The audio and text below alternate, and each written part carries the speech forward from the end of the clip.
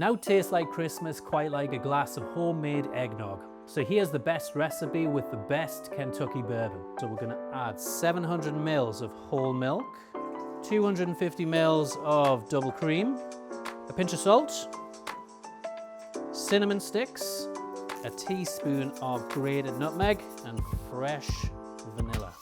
So we're going to slowly bring this up to a simmer while giving it a stir for around 10 minutes so these flavors infuse together.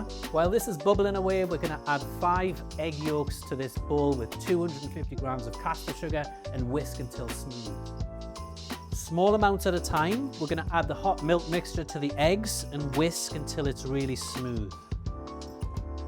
Once this is fully combined and smooth, we're then going to add it back into the milk pot, stir over a low heat, and then add the main ingredient, around 200 mils of Elijah Craig bourbon. Strain through a sieve, bottle up, refrigerate for at least a few hours, then it's serving time. Grab your favorite glass, a big chunk of ice, and then pour the eggnog straight in.